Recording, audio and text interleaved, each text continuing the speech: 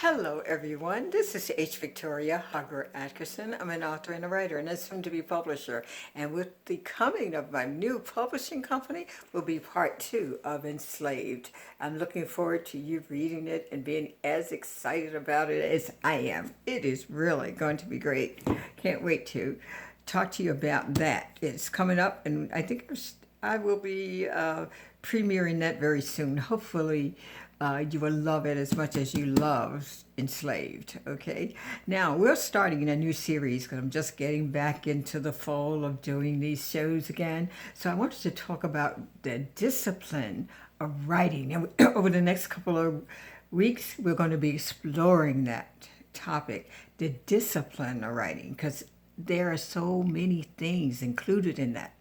The first thing we're going to talk about is the mind and how you have to put yourself in the mental state of writing, your mental abilities, your mental ability to concentrate and focus on your job, which is writing. It's an exciting career, one you should be very, very proud of, and it's fun. It is a lot of fun. It's when you're creating, whether you're doing fiction or nonfiction, it is a marvelous process. And I want you to be excited about your part in it. And the main thing I want you to think about when you think about your mental capacities as a writer, I want you to think about you being a writer and identify yourself as a writer. So when you start introducing yourself to people, my name is H. Victoria Hargro Atkerson. I'm a writer.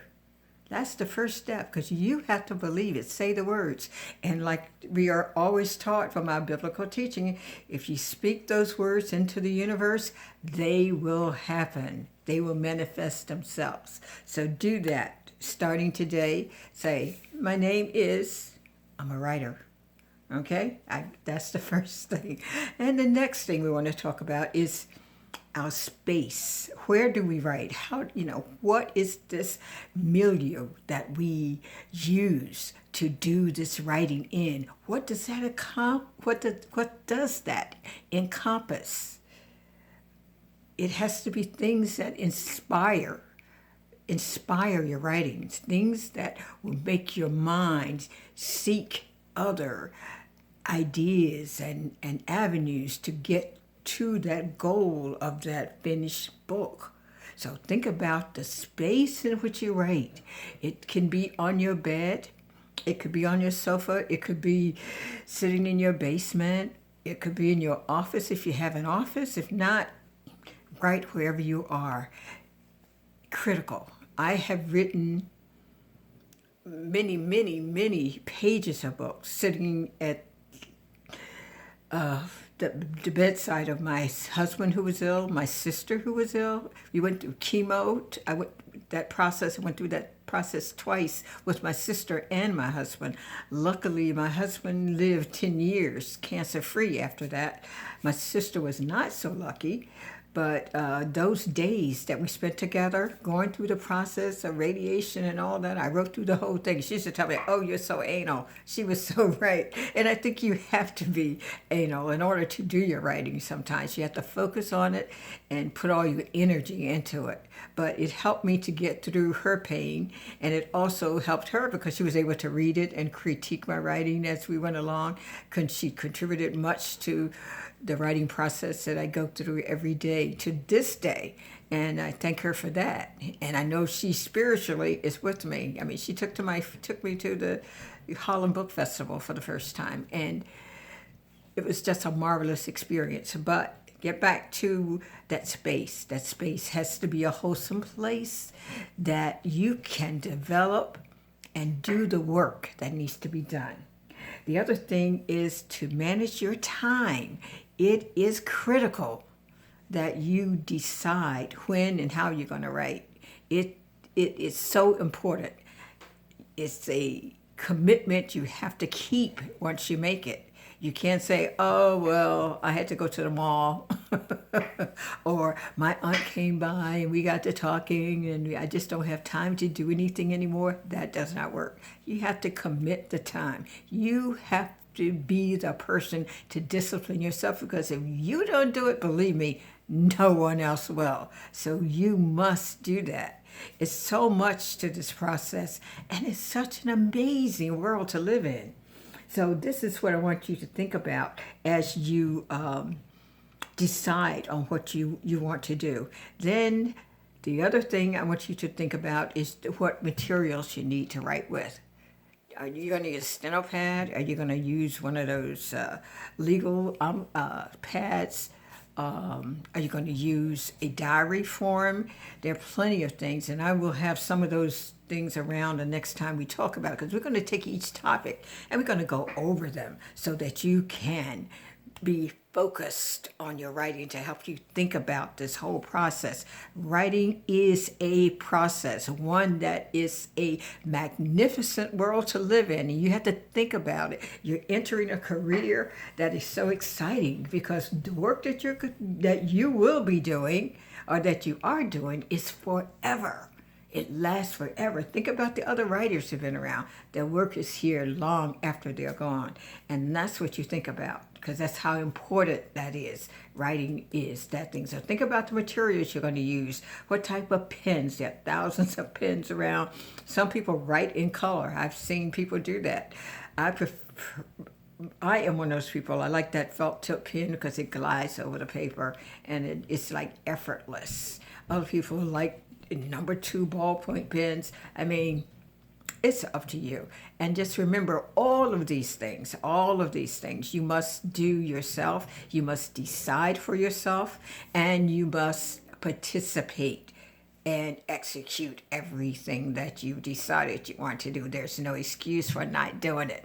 Now, just a quick review of my books that I want to go, because I want to also tell you to, if you haven't done this, I want you to touch that red button to subscribe to my channel and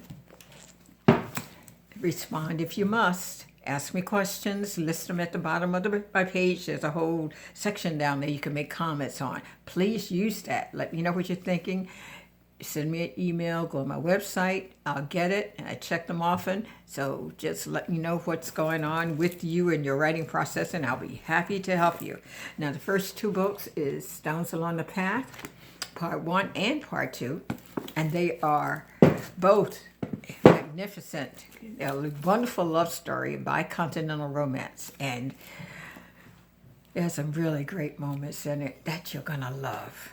Passion is on practically every page, whether it's passion for these 2 lovers that are entwined in this very complicated relationship, or the love between a mother and her child, or a grandmother for her granddaughter, or the mother for her daughter, or father for her daughter. I mean, these are things that are encompassed in this book, and you'll get that sense of community. You feel like you know these people. It's great stuff. This is Walking Among the Kudzu, another wonderful book. It talks about an adolescent girl who enters the foster care system, and it talks about the new relationships that she forms in place of her own family. This looks like a white child, but she's not. She's a black child. And that's a part of the problem she has relating to her world and the people that she's affected by. So next up is Bottom one of the most exciting books, I think, anywhere, because they have the voodoo priestess, they have the dance hall girls, they have the gamblers, ministers, number writers, you name it, it's in here. Baby, you are in for a ride when you read this book. It is a real nice story that takes place in a neighborhood that was chaotic, exciting, difficult, depraved, and, by the way, it was one of the first places that blacks moved into after the Civil War. So we want to take a look at this like life before the civil rights movement, and you get a good look at what it looks like. It's a big capsule of that lifestyle. So take a look at that. It's really great. The last book is Enslaved. I have Enslaved Part 2 coming out soon under my own publications, folks.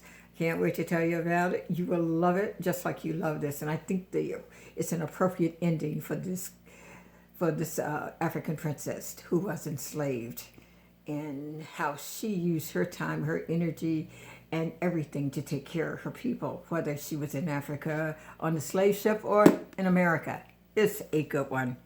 So you guys, take care. God bless you. Take care of yourself. Stay in isolation and do everything you can to protect you and your families. Find new ways to enjoy each other. Do activities that will bring you together and enrich your lives. If you have children, cooking projects are always fun.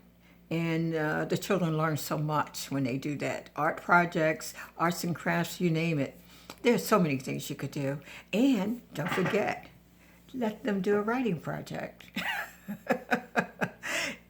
It's wonderful to see how children's minds work, and you can do that. This time, during these days of isolation, we can develop those skills and bring on a new era of writers. So you take care. God bless. I love you.